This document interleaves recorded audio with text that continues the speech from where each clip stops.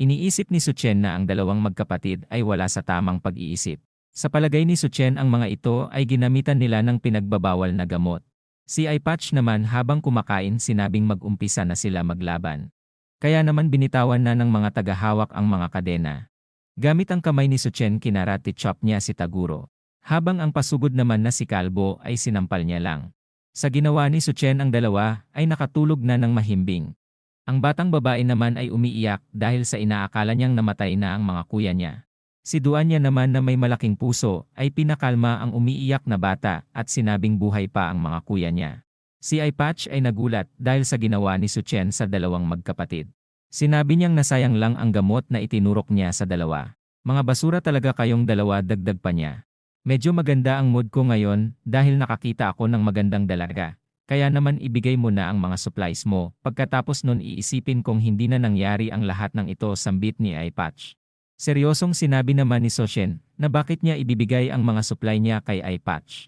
Baguhan ka lang dito kaya naman sumunod ka sa patakarang ginawa ni Boss Liu, kailangan sumunod ng lahat sa patakaran para masuportahan ang lahat, sabi ng lalaki. Sinabi ni Ipatch na hindi nila sinusuportahan ang mga pabigat sa kanilang samahan. Ngunit kapag mataas daw ang contribution points nila marami silang pwedeng gawin. Iniisip naman ni Suchen na parang pera ang sinasabi nilang contribution points sa kanya, na ang nakikinabang lang ng malaki ay ang mga mas nakakataas. Sinabi ni Suchen na wala na silang food supply dahil huling supply na daw nila ang ibinigay ni Duanya sa kanila. Mula sa likod nila ay Patch may dumating na dambuhalang baboy. Si Ipatch naman ay biglang nanginig at sinabi ang pangalan ni dambuhalang baboy na si Captain Go.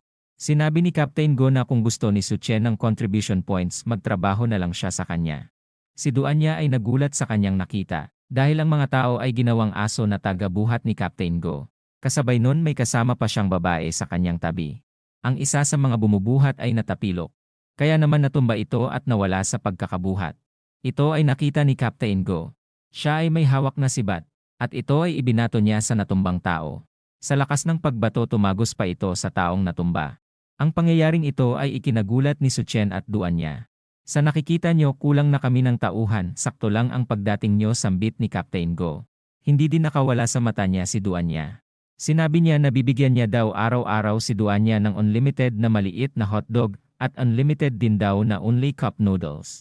Pinaalala niya din na tumigil na ang mga paggawaan ng mga pagkain ngayon. Kaya naman malaki daw ang gagawin niyang sakripisyo kay Duanya.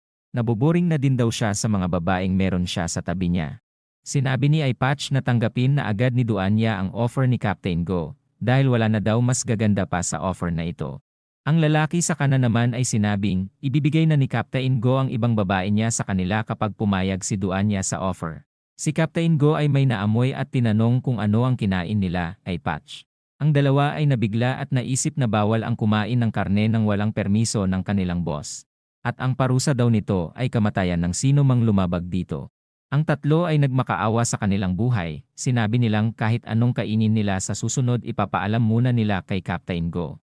Kumain ba kayo ng tae? Manahimik na kayo, ang baho ng nanggagaling sa bunganga nyo, sabi ni Captain Go. Nagtaka naman si Suchen dahil hindi apektado si Captain Go ng kapangyarihan ni Duanya. Ang tatlo ay sinasabing kumain sila ng karne, ngunit ilang saglit pa may naramdaman silang kakaiba. Si Ipatch ay nagsimulang magsuka ng dugo at sinasabing sobrang sakit ng tiyan niya. Ang tatlo ay nagmadaling pumunta sa pinakamalayong comfort room. Si Captain Go ay sinabing napakamalas niya para magkaroon ng mahihinang tauhan. Iniisip ni Suchen na wala siyang maramdaman na kapangyarihan kay Captain Go, ngunit malakas ang nilalabas nitong aura. Dahil nagawa ni Captain Go mapawala ang bisa ng kapangyarihan ni Duanya, iniisip ni Suchen kung anong klaseng tao kaya ang pinaka-boss nilang si Liu. Mas magiging komplikado lang daw ang sitwasyon kapag pinatay agad ni Suchen ang mga masasamang tao sa lugar. Si Captain Go ay muling tinanong si Suchen kung ano ang sa tingin niya sa kanyang offer.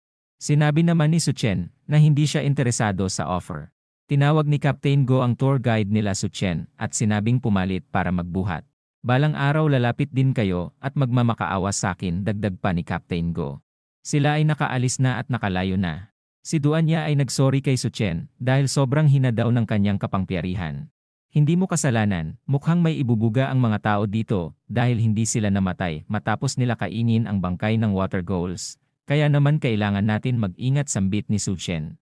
Sa likod ni si Chen, may nagsalita at sinabing ginalit nila ang mga guard sa entrance. Kaya naman hindi na sila makakaalis sa lugar. Su Chen, sumama ka sa akin, sambit ng lalaki. Bakit mo ko tutulungan, kilala mo ba ako, tanong ni Su Chen. Sinabi ng lalaki na siya si Puyan, roommate niya daw si Yui. Nagkakilala na daw sila ni Su Chen noong nakaraang bumisita si Su Chen sa paaralan. Sakutan ni Captain Go.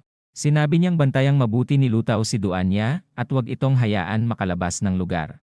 Tinanong naman ni Lutao kung anong iniisip ng kanyang boss. Kakainin ko ang masarap na babaeng yun, sagot naman ni Captain Go. Ang katulad daw ni Duanya ay mahirap mahanap sa panahon ngayon. Kaya naman kahit ano daw mangyari gagawa siya ng paraan para matupad ang gusto niya. Sa isang sira-sirang gusali. Si Duanya ay ginamot na ang mga kuya ng batang babae. Sinabi niya ding wala na sa panganib ang mga kuya niya. Nagpasalamat naman ang batang babae sa kanyang bunny sister.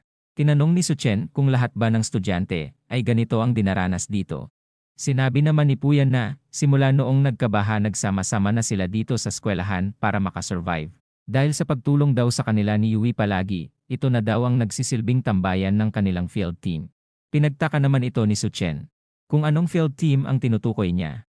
Mula sa likod may palapit na anino. Sinabi nitong malakas ang kanilang field team at kahit makipaglaban sila sa Hao tribe ngayon kayang-kaya daw nila ito.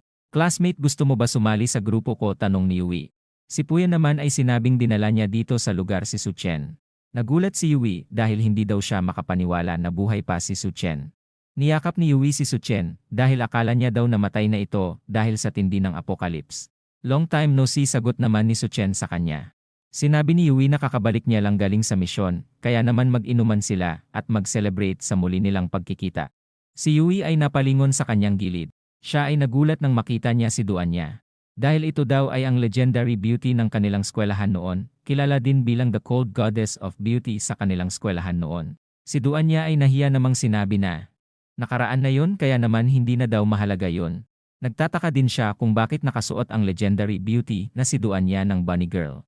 Kung ganun siya pala ang senior natin na si Duanya, kaya pala sobrang ganda niya, sambit ni Puyan. Si Duanya ay lumapit at yumakap kay Su Chen. Sinabi niyang kailangan niya magpalit ng kasuotan dahil nahihiya na daw siyang makita ng mga junior niyang ganun siya manamit.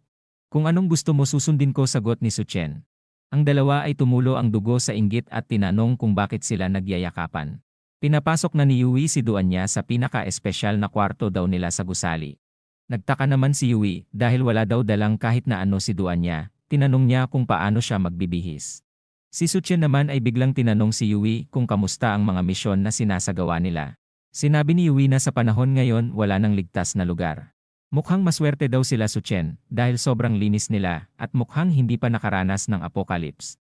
Sumali na kayo sa grupo namin, alagaan namin kayo dito, sabi ni Yui. Ang katulad daw ni Duanya na may espesyal na kakayahan, ay hindi na kailangan lumabas para maghanap ng pagkain. Mag-focus na lang daw ito sa paggamot ng mga pasyente. Kailangan din pala kitang balaan, sambit ni Yui. Tinanong naman ni Su Chen kung ano yun. Wag daw kung saan-saan pumupunta sila, Su Chen. At pasuotin ng costume ang isang babae ng ganon. Anong ba iniisip mo, nasa apocalypse na tayo, sabi ni Yui. Nahihiyang sinabi naman ni Su Chen na wag mag-alala si Yui dahil proprotektahan niya daw si Duanya. Binatukan niya si Su Chen at sinabing, siguraduhin mo lang, dahil noong high school tayo lagi kang binubuli at hindi ka makalaban. Ako lagi nagtatanggol sa'yo, sabi ni Yui. Habang magpapalit na sana si Duanya, may aninong lumabas sa kanyang likod. Tinutukan siya ng patalim at sinabing huwag gagalaw. Natakot si Duanya at tinanong kung anong kailangan niya sa kanya. Sinabi naman ni Jan na andito siya dahil gusto daw siya makuha ng kanyang boss. Sinabi ni Jan na gusto daw siyang kainin ng boss niya. Si Duanya naman ay sinabing may boyfriend na siya. Hindi na daw importante yon dahil kung ano daw ang ginusto ng boss niya makukuha daw nito. Sa kulit niya ginamitan na siya ng kapangyarihan ni Duanya. Si Ja ay inutusan ni Duanya na pakawalan na siya at agad naman itong sumunod. Ang paggamit daw ni Duanya kontrolin at utusan ang mga tao ay sobrang hirap kaya naman maikling oras lang daw niya ito mapapanatili. Si Duanya ay palabas na ng pinto nang biglang saksakin ni Ja ang kanyang palad. Nagulat si Duanya dahil sa pagsaksak ni Ja sa kanyang palad upang makatakas sa kanyang mind control. Si Ja ay mabilis na sumugod kay Duanya. Ang pagtulak ni Ja kay Duanya ay nagkaroon ng ingay. Magaling ang iyong kapangyarihan, babaeng may malaking puso, sambit ni Ja. Sila Su Chen ay nagtataka sa mga ingay na naririnig nila sa loob ng kwarto. Tinanong nila kung ayos lang ba si Duanya. Dahil hindi sumagot si Duan niya sinabi ni Suchen na papasok na siya. Si Suchen ay sinira na ang pinto sa kanyang pagpasok. Siya naman ay sinabing patay si Suchen sa kanya.